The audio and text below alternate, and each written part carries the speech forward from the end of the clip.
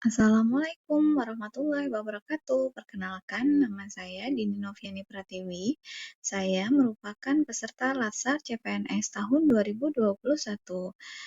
Saya akan memaparkan mengenai aku, Smart ASN, dan instansiku, di mana saya ditutori oleh Bapak Dr. Anjes Insinyur Haji Sujatmoko. Berikut penjelasannya. Saya adalah salah satu dokter yang bekerja di Rumah Sakit Mursyid Ibnu Safiyuddin, di mana terletak di Kabupaten Indramayu.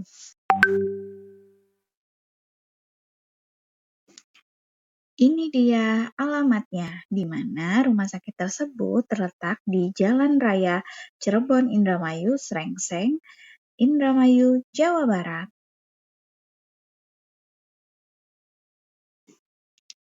RSUD Mursyid Ibnu Safiyuddin mempunyai misi, yaitu menjadi rumah sakit terbaik dalam pelayanan kesehatan paripurna di wilayah Indramayu dan sekitarnya pada tahun 2023. Selain itu, RSUD Mursyid Ibnu Safiyuddin juga mempunyai misi. Yang pertama, memberikan pelayanan kesehatan yang bermutu sesuai dengan standar profesi berbasis keselamatan pasien dan petugas.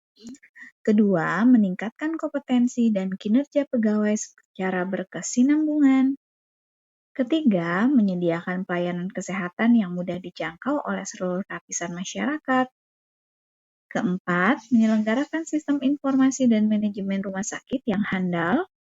Kelima, menyelenggarakan tata kelola rumah sakit yang akuntabel, efektif, dan efisien.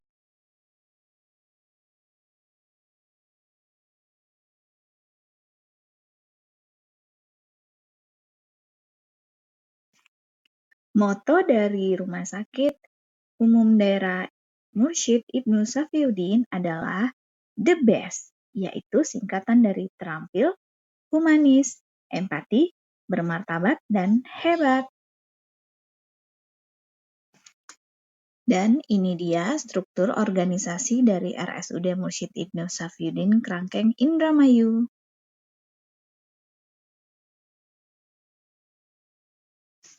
RSUD Mursyid Ibnu Safiyuddin juga mempunyai banyak pelayanan seperti pelayanan medis umum, pelayanan medis spesialis dasar, pelayanan keperawatan dan kebidanan, pelayanan farmasi, pelayanan radiologi, pelayanan laboratorium, pelayanan darah, pelayanan CSSD, pelayanan rekam medik, pelayanan binatu, pelayanan gizi, pemeliharaan sarana dan prasarana, pelayanan informasi dan komunikasi, pemulasaran jenazah, dan manajemen rumah sakit.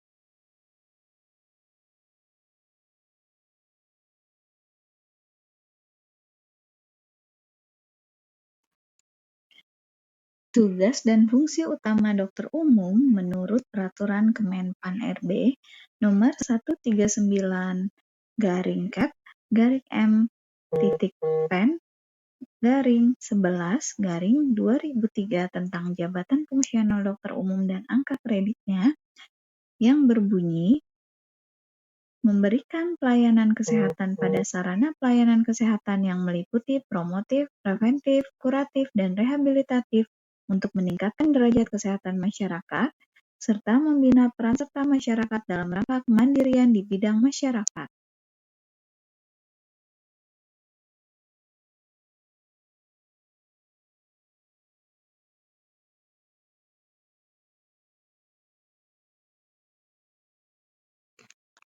Kemudian untuk standar layanan yang harus dicapai, yaitu dengan memberikan pelayanan kesehatan medis yang mengacu pada standar dan kompetensi dokter umum Indonesia sesuai dengan disiplin ilmu kedokteran umum.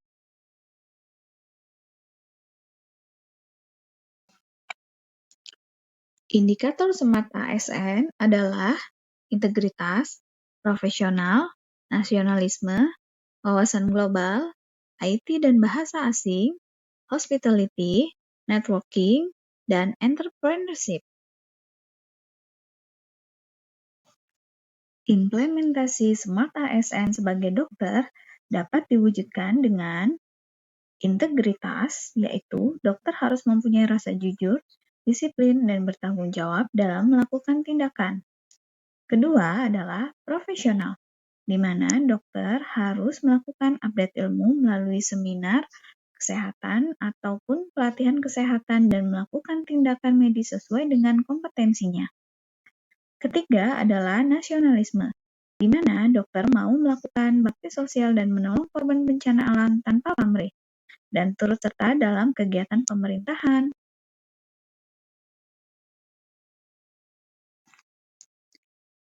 Yang keempat adalah wawasan global, di mana dokter harus terus mempelajari perkembangan ilmu ataupun isu kesehatan terupdate secara global.